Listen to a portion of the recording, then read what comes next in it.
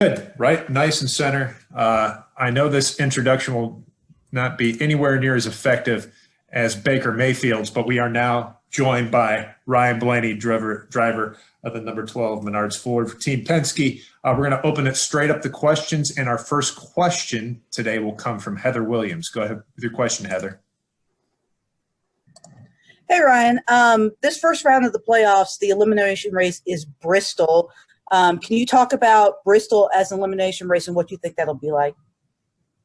I think it's exciting. It's the first time Bristol's even been in the playoffs, so that'll be neat. And then making it a cutoff race too, that'll be even more exciting. So that place gets, obviously very rowdy. I look at it as just like having Martinsville as a cutoff race, short track that'll get pretty. I want to be beating and banging, and I personally would like to have a win or be really good on points before we go there. But I think it's great. They've implemented a new format, new tracks to the playoffs this year, and I think it's good for it. But yeah, I'm looking forward to that one. That'll definitely be an exciting cutoff race for sure.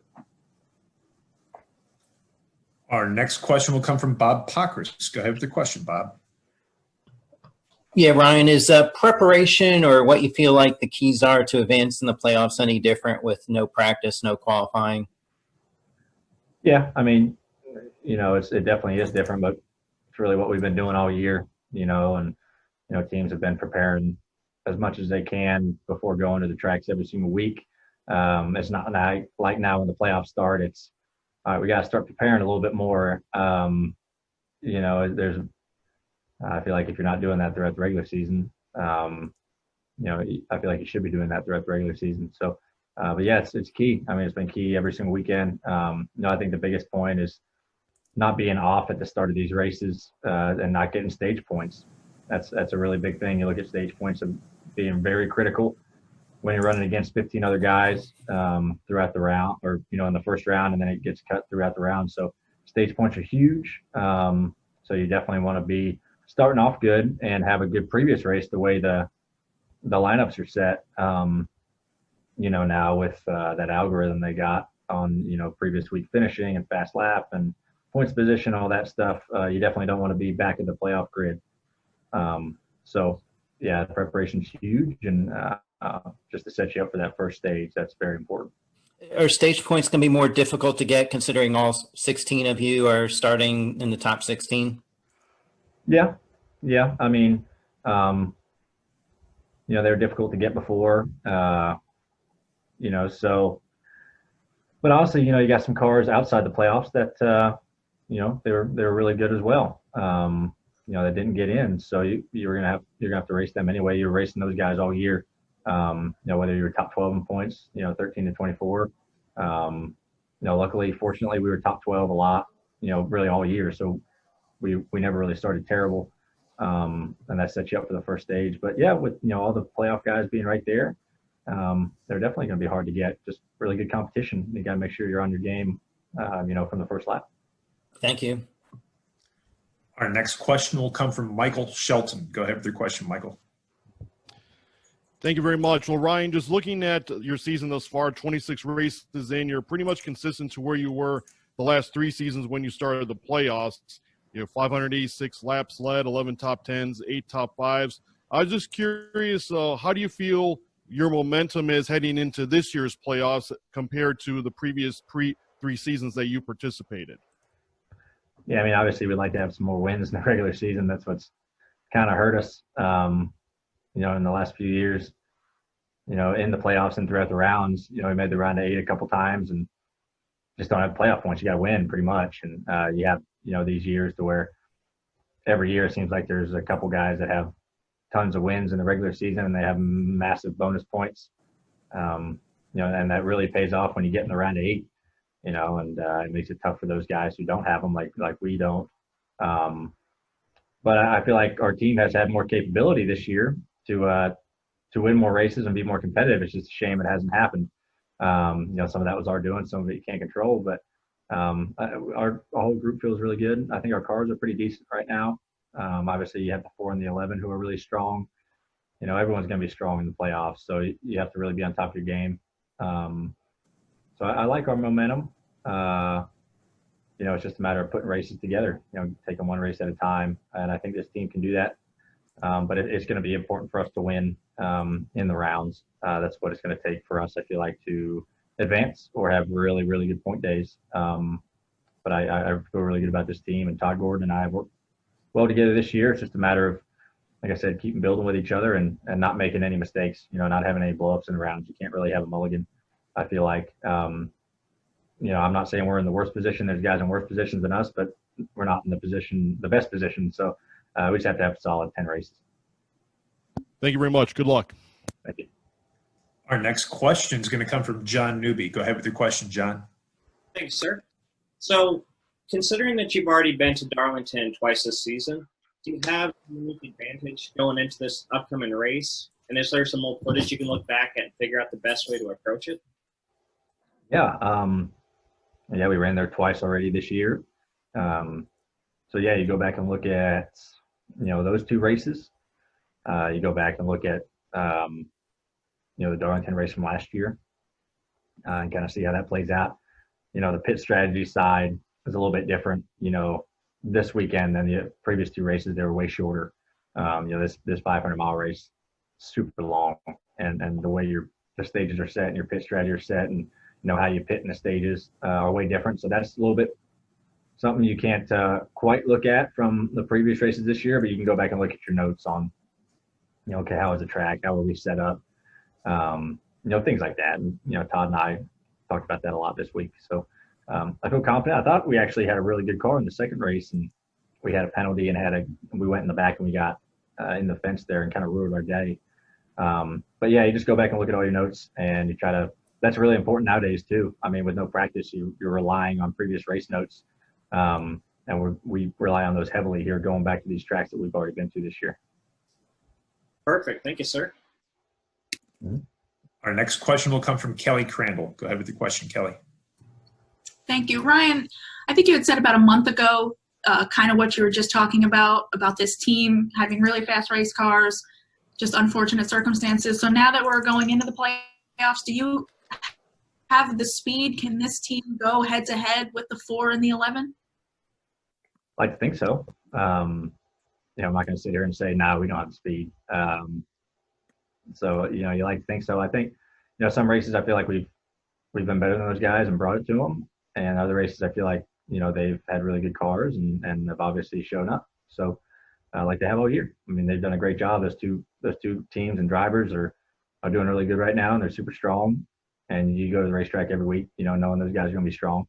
But the best you can do is just worry about your own team, worry about what you need to do as a driver to do the best that you can and figure out what you need to do with your race cars to be as competitive as possible. So I think our team can. It's just a matter of, playing to our strengths and, like I said, not making mistakes. That's a big thing. But our speed-wise this year, I think we've been close. It's just a matter of execution. And I think hopefully we can, pull all that stuff together here for, just take it one race at a time. And so I think we can do it. It's just a matter of, like I said, putting everything together. You keep saying putting everything together in execution. Has it been more on the team, or has it been, do you feel like things outside of your control, just cautions falling the wrong way, things like that? A bit of both. There's obviously things I can do better. Some unlucky things, but those happen in racing. And that's something you can control. I think it's half and half. You're obviously going to have, rough weekends where things don't go your way, or you're going to have rough weekends where, I mess up. Whether you damage your car or you don't ask for the right things, or there's some times where, calls can go the wrong way, pit calls, things like that, but that's just part of it. So just live and learn from those things. So I think, to answer your question, I feel like that's about half and half, but I can't sit here and complain about unlucky, unfortunate situations, because everyone has those. It's just a matter of, having fewer than others, I guess. But best I can do is do my best and our team do our best, and whatever else happens after that happens. Thank you. Our next question is going to come from Scott Chansey. Go ahead with the question, Scott. Ryan, just, considering that one positive COVID test can wreck your championship hopes, how much worry do you have about that? And do drivers talk about it in time of year, but what a positive COVID could do if it happens. Yeah, I mean, obviously right now it's going to really put you in a bad hole. And do we sit around and talk about that, drivers? No, not really. I mean, you just be as smart as you can, you be as safe as you can, not going out, not doing anything that you wouldn't normally do. I mean, there's been a couple tests here, a couple positives throughout the years with some drivers, but I've been fortunate to not be in that situation. And so I plan on not doing anything different. You just stay smart. If you're going to go somewhere with people, go with people that that are doing the same things as you, and being smart and safe about what they're doing. Not going out to crowded gatherings of people you have no idea who they are and what they're doing. So yeah, I mean, if it does happen, that's just it happens. But the best I can do is just be smart and not try to put yourself in that position where you're might catch something. Our next question is going to come from Dustin Long. Go ahead with your question, Dustin. Thank you. Ryan, before the season, you'd been with one crew chief for the last few years. So now this year you've gone through the experience of working with another crew chief, learning each other. We always hear how it takes a different amount of time to kind of learn each other. Where do you feel like that is, and what has that process been like? Because that's been a new thing for you, considering the stability you've had in that role the last few years. Yeah, working with Jeremy for a long time, from Xfinity to Cup, and then transitioning to Todd.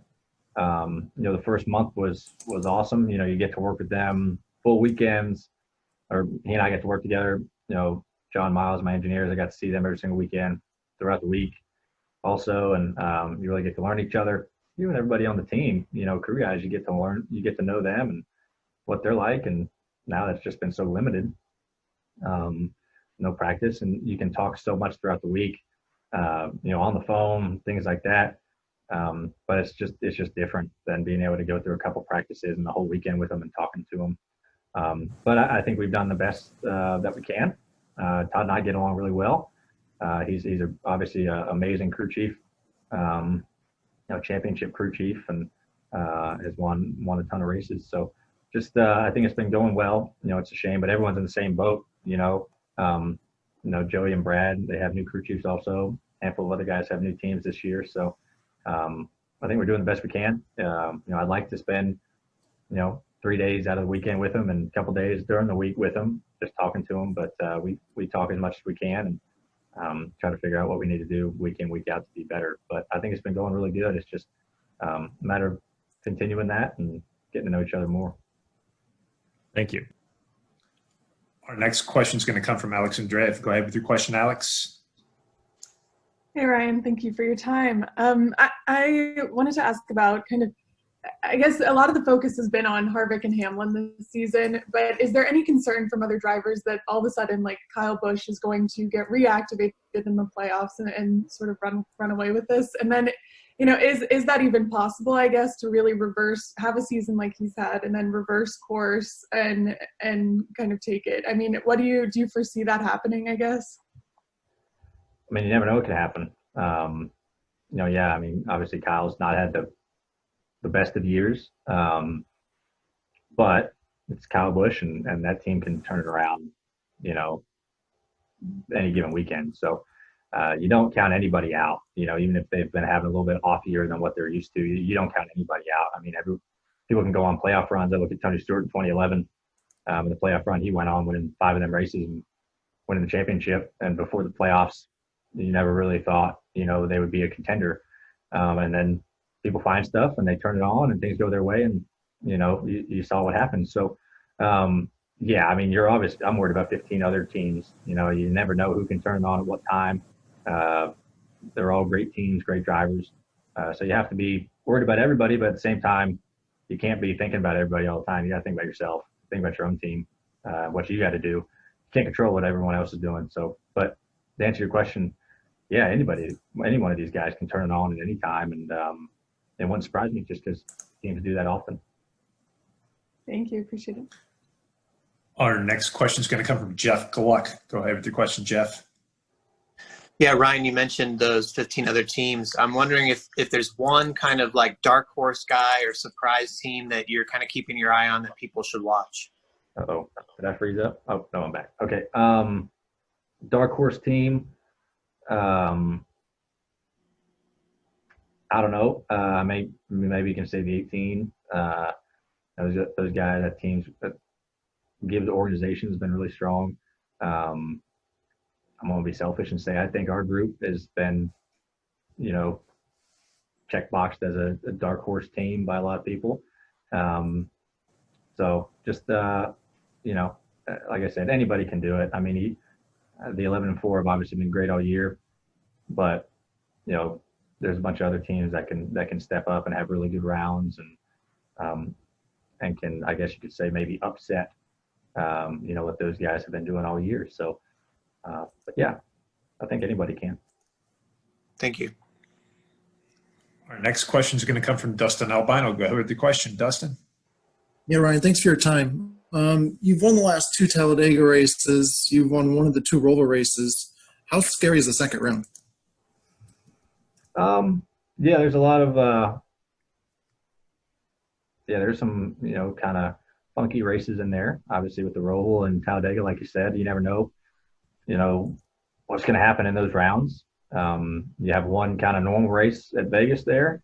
And then you have, like you said, the Roval and Talladega. So I don't know. I don't know what can happen in those rounds. You just try to, you go to the Roval and you just try to run a solid race. And then Talladega is just try to stay out of wrecks. That's the biggest thing. And with the way that, Talladega, ends that second round there, it'll be like a Daytona. So it'll be interesting. It'd be nice to be really to the good or locked in before that. Love to win Vegas, and not have to worry about the Roval or Talladega. But you just hope that you put solid races together. But yeah, that is a funky round for sure.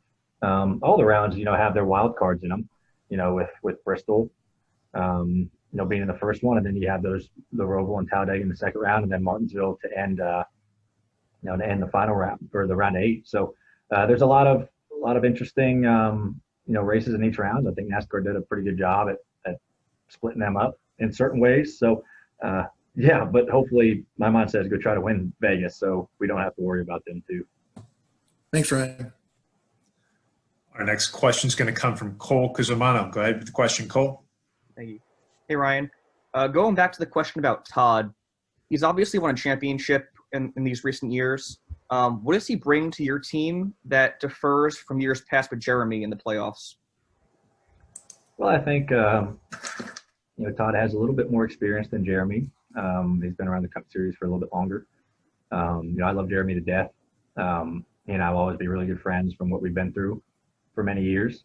We won our first race together in 2017 with the Wood Brothers. That was special. But I think it's neat, when you switch crew chiefs for the first time, because when I was with Jeremy, you kind of get locked into one mode. Okay, you guys have your own kind of language with each other, and I know what he likes to change. He knows what I like as a driver, and you can kind of get, I don't know, in a certain mode, whether it's good or bad, and maybe not be open to new things. But when the biggest thing I learned when I switched to Todd was everyone approaches things differently, from a driver to a crew chief side, and it just opened my mind up to, just different things to try, and maybe certain things I like that Todd does, I like a little bit better than Jeremy, or vice versa.